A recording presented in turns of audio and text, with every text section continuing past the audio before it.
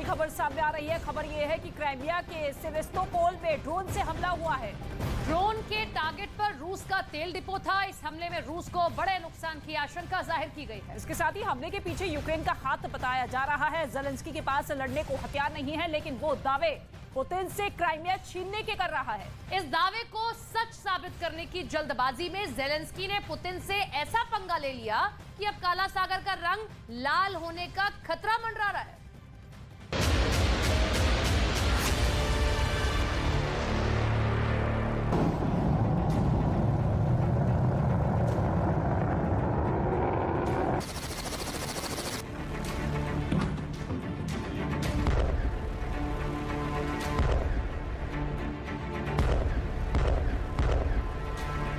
Crimea में फिर बहुत बड़ा हमला हुआ है।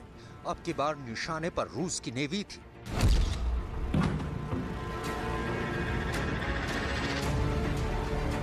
हमला किसने किया, हमले के बाद क्या हुआ, ये आपको बस थोड़ी देर बाद दिखाएंगे। अभी आप हमले का डरावना मंजर देखिए। वीडियो सिर्फ 6 सेकंड का है, लेकिन गुस्ताखी बहुत बड़ी है, क्योंकि काला सागर में पुतिन की नौसेना को नेस्त नाबूद करने की कोशिश हुई है।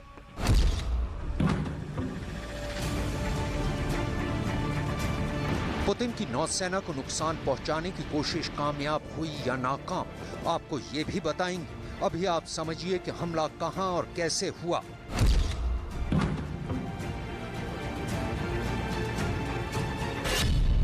वाकया क्राइमिया के सेवस्तोपोल का है, जहां मौजूद रूस के काला सागर बेड़े पर वाटर ड्रोन से हमला हुआ।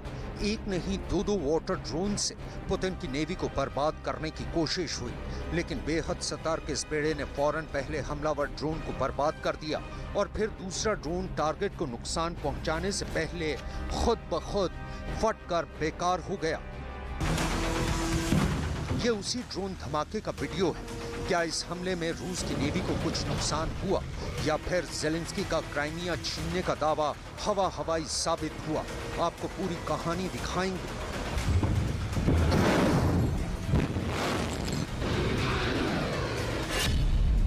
अभी आप हमले के वक्त पर गौर कीजिए। सुबह के 3:30 बज रहे थे, तभी सेवस्तोपोल पर हमले की कोशिश हुई, लेकिन रूस के नौसैनिकों ने बिना वक्त गंवाए हमले को नाकाम कर दिया। 3 часов 30 минут по московскому времени киевским режимом была предпринята попытка атаковать пункт базирования Черноморского флота в городе Севастополь 3 безэкипажными быстроходными катерами. Силами противоподводно-диверсионного обеспечения на подходе к Севастопольской бухте все безэкипажные катера противника были уничтожены. दावे के मुताबिक इस नाकाम हमले को यूक्रेन ने अंजाम दिया। बीते साल जुलाई से ही यूक्रेन लगातार ऐसे ड्रोन हमले कर रूस के बेहद अहम नौसैनिक ठिकाने सेवस्तोपोल को बर्बाद करने की नाकाम कोशिश कर चुका है।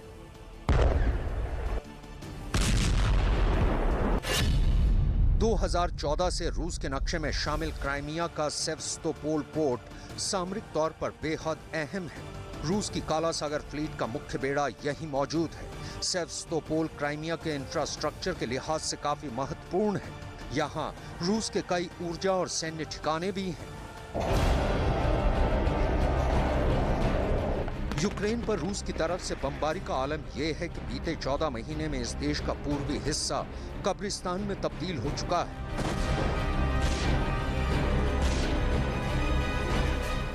इस बीच हथियारों की घोर किल्लत से जूझ रहे प्रेसिडेंट जेलेंस्की बार बार रूस पर पलटवार के दावे करते रहे हैं। वो क्राइमिया समेत रूस के कब्जे से अपनी इंच जमीन वापस लेने का दम भरते रहे हैं। На жаль, на землі Криму зараз під російським триколором панує зло.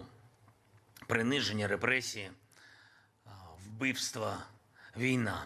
Але там, де почався шлях зла, саме там на нас чекає, я впевнений, і перемога. Перемога над цим злом.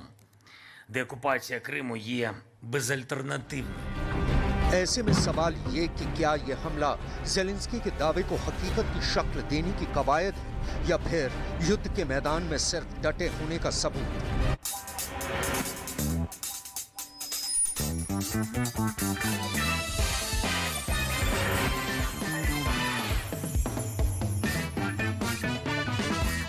जातिवार जनगणना के पीछे पड़े ही जो गणना करोगे जातिवाद को बढ़ाओगे।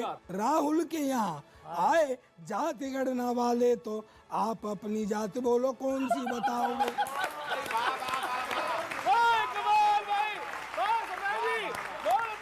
कि हर बार चुनावों में इकट्ठे हो जाते हैं, इस देश की जनता को विपक्षी बहकाते हैं।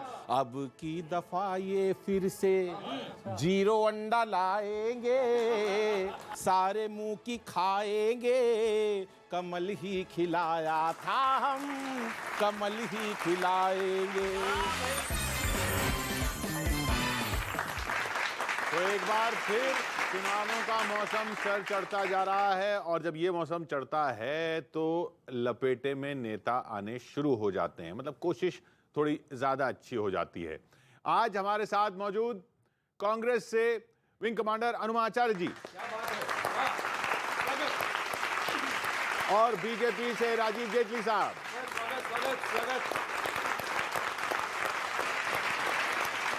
मंच पर दो टीमें जो हमने बांटी हुई हैं, उनमें एक तरफ शरीफ भारती साहब, कवि गौरव चौहान और सरदार प्रताप फौजदार, दूसरी तरफ अनिल अग्रवंशी, विनीत पांडे और हेमंत पांडे।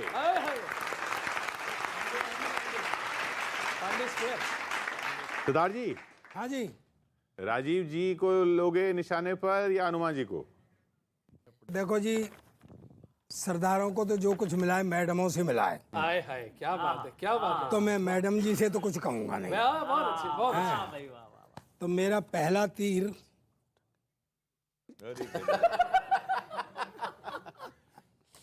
जेटली जी, आप वाकई खूबसूरत लग रहे हैं। रियली सूरत तो आपने गलत बोल दिया। हैं? वो कहीं और बोलना चाहिए। नहीं, किसी आदमी को मोतियाबिंद नहीं हो सकता क्या?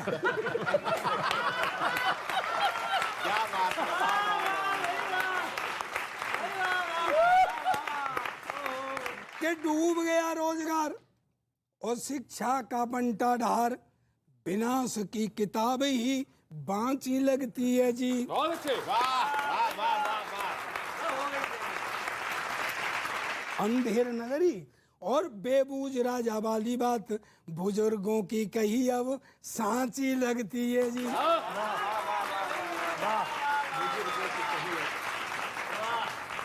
के दिल्ली की जनता को रोज नए फरमान बुलंद करोगे और बिजली बंद करो और बजट मत दो।